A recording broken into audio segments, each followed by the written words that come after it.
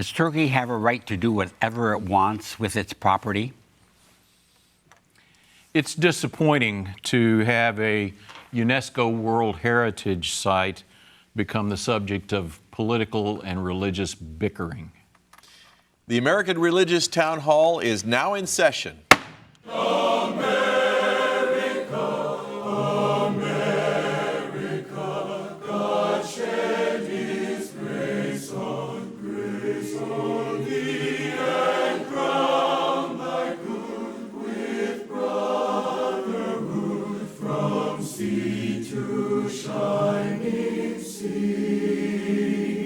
Welcome, friends, to the American Religious Town Hall meeting, where the discussion of religious, political, and social issues is meant to promote the cause of religious freedom and to help us better understand each other.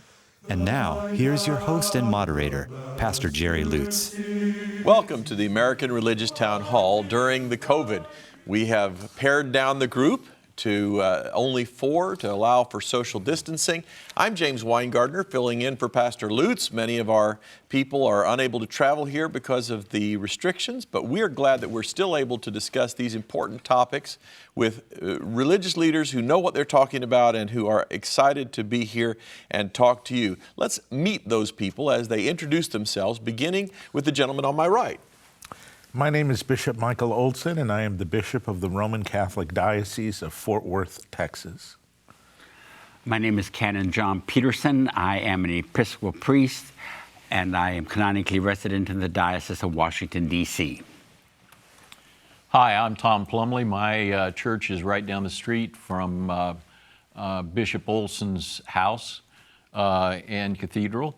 I am a minister in the Christian Church Disciples of Christ. I serve as the senior minister at First Christian Church, downtown Fort Worth, Texas. Hello, everyone. Hope you're having a great day. My name is Tony Matthews. I'm the senior pastor at North Garland Baptist Fellowship in Garland, Texas. We're here today to talk about a very interesting topic, and we're glad that our gentlemen are here to do it. And let's get on with it. Recently, President Erdogan of Turkey signed a document allowing the Hagia Sophia to be used once again as a mosque. For the past 85 years, Hagia Sophia has served as a museum, a UNESCO World Heritage Site.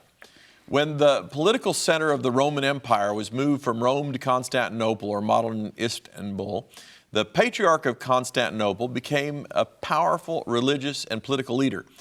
But in the 6th century, Hagia Sophia once served as the seat of the ecumenical patriarch. Hagia Sophia played a central role in church councils as a place of worship for the emperor. In the 15th century, Hagia Sophia became a prize for the Ottoman Empire. The Ottomans took it from the church and made it a mosque. In 1934, Turkey declared a museum open to people of all faiths. With the recent redesignation of Hagia Sophia as a mosque, UNESCO, as well as Christian leaders around the world, have protested this unilateral action. We would like our panelists to weigh in on this action as well. 1, what is the significance of Hagia Sophia for the world? 2, does this new redesignation of Hagia Sophia as a mosque help or hinder world peace? And 3, are there any actions you might suggest that could come to lead a returning it to a religious neutral site or status and guarantee its continued existence? These are important questions. We're looking forward to hearing from you gentlemen who have actually seen it. Go ahead, John. Thank you so very much. It is indeed a great site, and one that, thank goodness, even to this very day, although it's now back in the hands of the Muslims in Istanbul, we are still able to visit it and to be able to see everything, and I'll speak more about that a little bit later on. I'd like to give a little history first. I think it's important to understand the historical sequence of the life of this great Hagia Sophia. In 537 A.D., the Emperor Justinian I built and finished, actually in that year, it started in 532, but in 537 the building was completed, and as the moderator's statement indicates, it was the seat of the ecumenical patriarch, the highest first amongst equals within the Orthodox Church. And he also, still to this very day, of course, the Ecumenical Patriarch is the mouthpiece for the work of the Orthodox communities. For 800 years, it remained in the hands of the Greek Orthodox Church until 1453, when the Ottomans conquered Constantinople. And at that point, in 1453, it became a mosque. And it remained in Muslim hands as a mosque until 1934, when Ataturk, who was became the leader of Turkey, as the moderator's statement indicates, turned it over, and ultimately, not right away, but ultimately to UNESCO. And it became, in 1985, a UNESCO historical site. So we have basically three main points up to this point. One, being built by Justinian I as an Orthodox church in Istanbul, well, at that point, Constantinople, and then at the time of the Ottomans, falling in the hands of the Muslims, and then Ataturk, who himself was a Muslim, but he was a secular Muslim and wanted Turkey to be a secular state, took it and made it, therefore, ultimately, in 50 years into his term, into a UNESCO site. And it remained that way until this year, when Erdogan, the president of Turkey, reclaimed it as a Muslim shrine. Erdogan, of course, is an authoritarian, a very undemocratic leader, and he took that decision upon himself, and therefore the church in particular, but not government officials as well, has certainly raised a concern about this, particularly the Orthodox Church. The Orthodox Church has been very strong in its protests to Turkey for what they have done. I think that one of the good things that we can say about this is that the church today, the mosque today, is still open to Christians, and I hopefully I'll have some time to elaborate that more. I might also say that if the site had been turned back to its original owners, not the second owners, but the original owners, it would have gone to the Orthodox, because, of course, it was the Orthodox who built the church and held it for 800 years. So you cannot say it's gone back to its original owners, but it's just gone back to the second owners of the mosque. Thank you. Tom? Thank you, and I appreciate Canon Peterson's historical survey of the building. I think that what I want to say is more in line with. I think we need to be careful about the things we get upset about. We need to watch our tempers. What a lot of what Erdogan is doing here, I think, is the same thing he's done when he has challenged the independence of Cyprus. The same thing he's done when he has not accepted and treated poorly the refugees from Syria. The same thing he's done when he has cozied up to the Russians.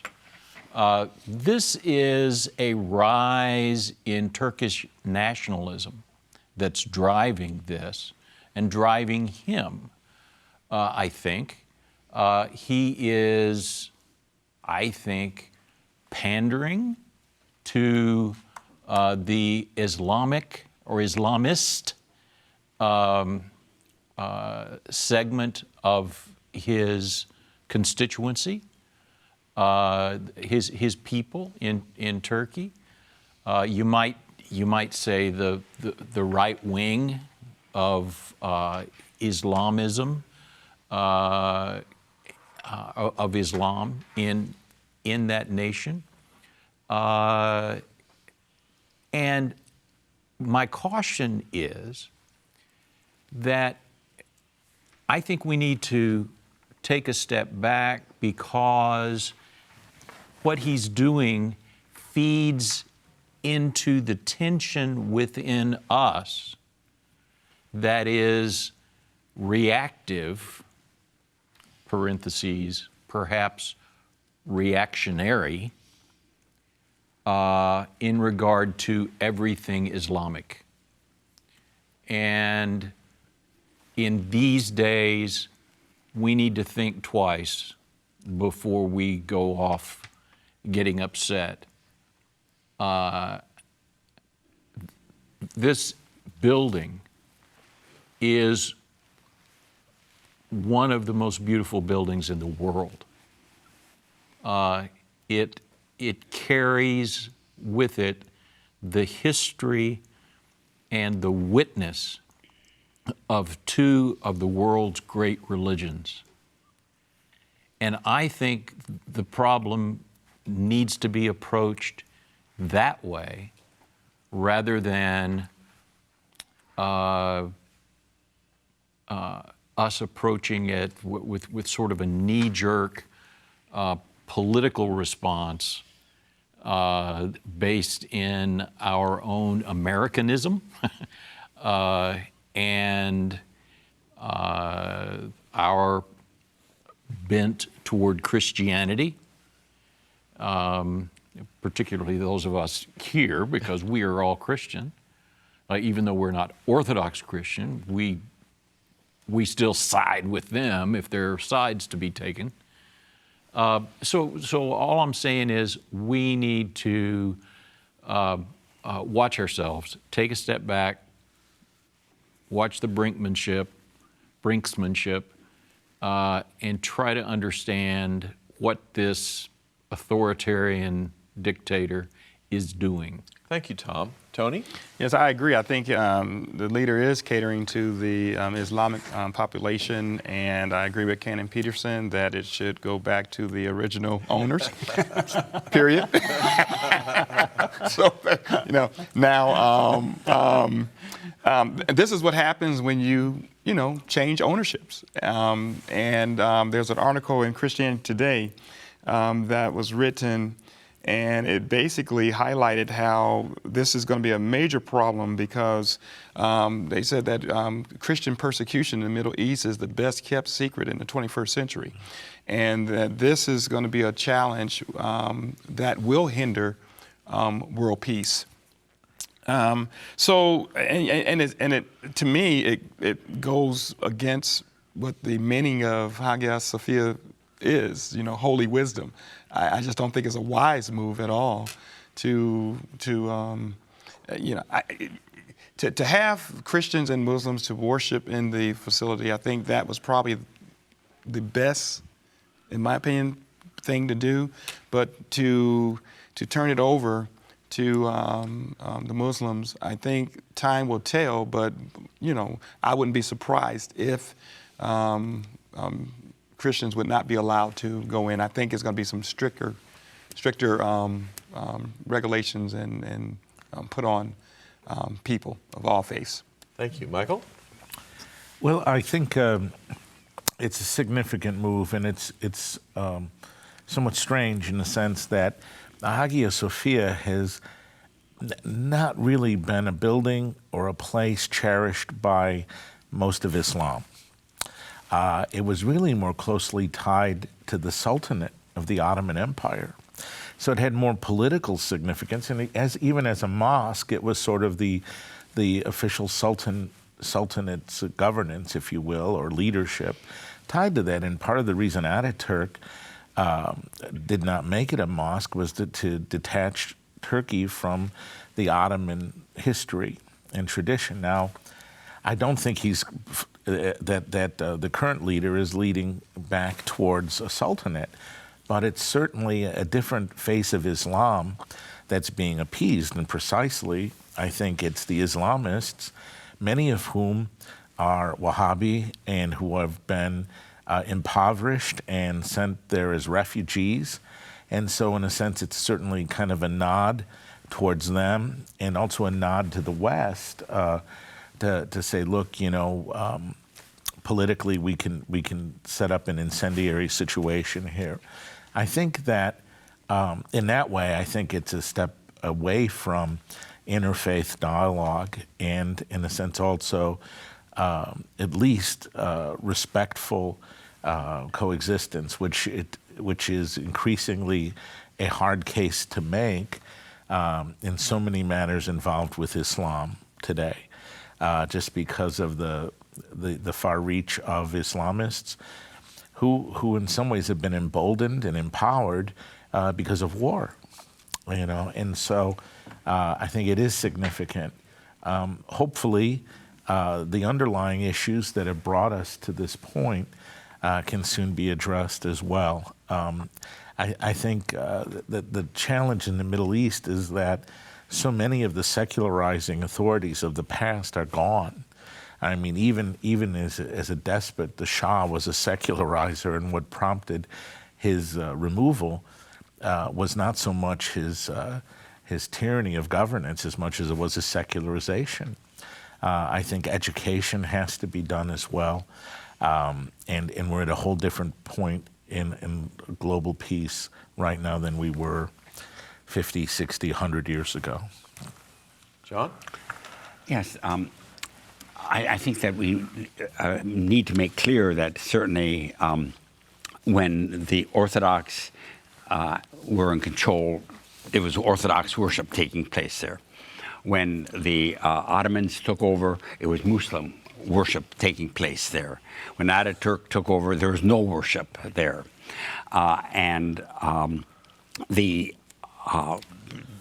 Today it is once again Muslim worship that's taking place there. What's interesting, however, is that there are still Christian symbols in the Hagia Sophia that have not been removed. And for that matter, and when Islam first took it over, these symbols were very much a part of their daily activity. And I believe that actually was in the Christian Century of Christianity Today article. And it wasn't until the 1200s or something like that that the next sultan had plastered over one of the major ones, which has now once again been removed. And Erdogan has said that with the exception of times that worship is taking place in the Hagia Sophia, mosque worship, that it will be open to the public, and Christians as well as Muslims or anyone else can visit it. One of the interesting things that I have found about this whole discussion is that when worship is taking place, those Christian symbols, and it's particularly Mary and Jesus, they simply cover the statue of Mary and Joseph, so that it's not seen as, because Islam, of course, does not like religious symbolism at all, and so they cover it.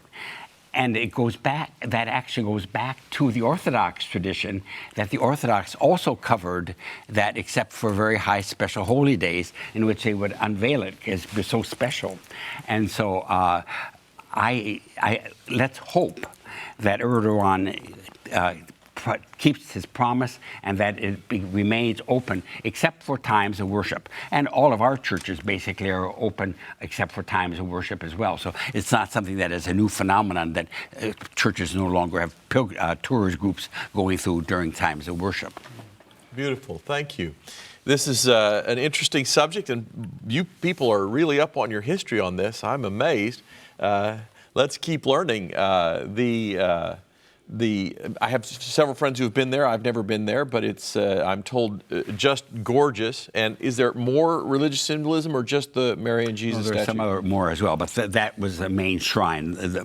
You see, in Islam, Jesus and Mary are both very important figures. For that matter, Mary has actually a whole chapter, a surah, just named after her in Islam. So both of them are important religious figures in Islam. But they don't want to see a statue because they That don't would believe never- in doing yeah. that. Right. Yeah. All right. Very good.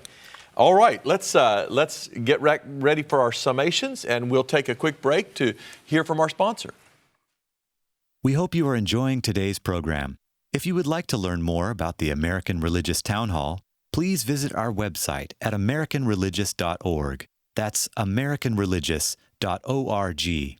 There you can read about the mission and history of the program, learn about the Town Hall estates, and view past programs by clicking the appropriate menu buttons. Each week, Pastor Lutz looks forward to receiving your letters. You may write to him at the address shown on your screen. Send your letters to Pastor Jerry Lutz, American Religious Town Hall Meeting, P.O. Box 180118, Dallas, Texas 75218. That's Pastor Jerry Lutz, American Religious Town Hall Meeting, P.O. Box 180118, Dallas, Texas 75218. Thank you for writing, and thank you for watching. And now, back to you and today's closing statements. Welcome back, and we really would invite you to write and to send emails or whatever would be helpful to you, because we'd like to know what you think about what's going on here, and we'd also like to know what you'd like to hear these scholars talk about. Today, they've really evidenced a lot of their historic and personal knowledge, and it's exciting to go to places that we can't go necessarily in person and have them tell us about it. So now, for our summations, we're going to again begin with Michael Olson. Thank you. I think in this issue, which is in some ways not as emotionally charged as other religious shrines would be in other traditions, both Islamic and Jewish and Christian, is I think underscored the history in the European Union and the influence that Christianity made to the culture of Europe. Is very much a point of contention between the current secular mindset of Europe and a more classical understanding of Europe, especially that espoused by the Holy See. I think this also underscores the same sort of conflict that's being played out in Istanbul and over the Hagia Sophia with regard to the role of religion in public life, even in a secular world. And I think that Europe has to look at this question among themselves. They have to look at it factually, and Christianity at the same time has to own the mistakes that they made and even the sins. And I think, again, that is where healing takes place. The problem is with the Islamists, that this is a rather new phenomena in Islam itself, the Wahhabism, and the radical nature of this that takes a religion and turns it into a violent ideology. And I think that has to be addressed first and foremost by leaders in Islam, but also on the part of us, other religion, members of other religion and leaders of other religions, and also our government in support of, in a sense, addressing this problem before it becomes overwhelmingly violent. Thank you, John. Tom? I'm sorry. Thank you, Michael. Tom? Thank you. Yes, I think, Bishop, you're going down the right path here because it is critical for us at all points to recognize both historically and in contemporary issues the links between struggles between religions and struggles that are political. They're struggles between states. So often, one has overshadowed the other, and one has taken advantage of the other, and has literally twisted the other. One of the huge mistakes that the Christian world has made over and over again in the Middle East, from the Crusades to modern efforts, it is wrapping Christianity up in power plays, and Islam has done and is doing the same thing. Thank you, Tom. Tony? Yeah, the unilateral decision, when I read this, I said, wow, we really are blessed. I know some people may think that we have leaders who consistently and solely make unilateral important decisions that affect our lives. But we really, it's just good not to be in a place where we have dictators and people who just make decisions unilaterally without, consulting, and as far as religious is concerned, without consulting the religious community. It's good to know that the bishops in Turkey, they tried to speak out against this, and they did speak out against it to no avail. And also the Orthodox leaders in Greece strongly object.